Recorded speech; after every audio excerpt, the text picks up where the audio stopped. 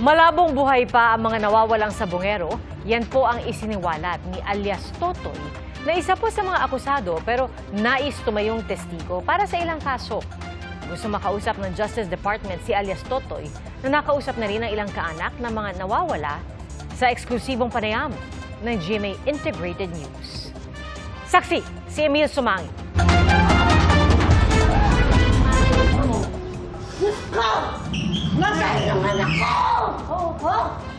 Hindi napigilan ng mga kaanak ng ilang nawawalang sabongero ang hinagpis ng makausap nila si alias Totoy. Ang isa sa mga akusado pero nais tumayong testigo sa kaso. Halos 4 na taon na kasing nawawala ang 34 na sabongero, kabilang ang mga nag-derby sa Maynila at Laguna. Mga nanay, kamag-anak, handa po ako makipagtulungan sa inyo para makamit ang inyong hostesya. Isa ang paulit-ulit na tanong ng mga kaanak noon pa man. Buhay pa ba sila o mga patay na? Wala po ako may sagot niyan. Ang akin lang na maibigay ko lang ang hostesya ng inyong pamilya. Pero kung akong tatanungin sa ngayon, mukhang malabo na buhay pa sila. Pero alam niyo po kung saan po sila dinala? Kahit mga buto mo naman lang po, makuha po yung anak ko. Maawa naman po. Sa ngayon na hindi na natin makita yung buto. Pero alam ko kung sino ang natalikod nito. Naku, Diyos ko! Ang sagot ni alias Totoy, dumurog sa pamilyang nangungulila. Sa eksklusibong panayam ng GMA Integrated News, ikinuwento niya ang ilang detalye sa sinapit ng mga nawawalang sabongero. Ano mabubuhay yan? Nakabaon na yan doon sa talik. Lahat yan. Kung hukain yun, mga buto-buto na lang, paano natin makilala na sila yun? At hindi lang ang missing sabongero tinatapon doon, pati mga drug lord. Masaklap man, kailangan niya itong ilahad ngayon. Killing ni Suple. Ang killing ni Suple, yung tie wire, pinipihit sa leeg.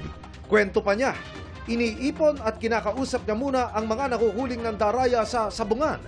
Pagtapos nito, ipapasa sila sa isa pang grupo na hindi na muna niya kinilala kung sino. Tinatalian na ng yung plastic na pantali, kinakarga na sa van. Anya, hindi lang 34 na sabongero ang namatay roon dahil mahigit 100 daw ang kanyang tinrabaho. Taka ko, bakit ang bilis? Halimbawa, 8, ang bilis. Sabi ko, baka naman pinakawalan yan. Yari tayo dito kay Bus. Sabi ko sa kanila, hindi, may video kami. Sinindan ako ng video. Doon nakikita ko kung paano. Ang kanyang mga isiniwalat, ilan lang sa mga detalyeng inilagay niya sa affidavit na kanyang isusumite sa mga otoridad sa lalong madaling panahon. Kasama raw sa ibubunyag niya ang taong nag-utos sa kanya. Ang Justice Department gustong makausap si alias Totoy.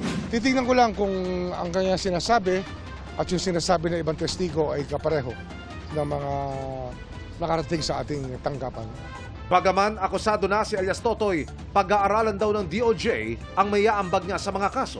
Pwede naman siyang pumunta rito at bibigyan namin siya ng pansin at binibilda pa namin ang kaso pero malapit na. Ang National Bureau of Investigation o NBI na nasa ilalim din ng Justice Department handang magbigay ng proteksyon kay alias Totoy. Maganda yan at sige, pakinggan natin siya at I assure him na bibigyan namin siya ng proteksyon. Akong bahala sa kanya. Huwag siyang matakot. Ganyan din ang tugon ng Philippine National Police na welcome development ang pagharap ni alias Totoy. Para sa GMA Integrated News, Emil Sumangil ang inyong saksi. Mga kapuso, maging una sa saksi. Mag-subscribe sa GMA Integrated News sa YouTube para sa iba't ibang balita.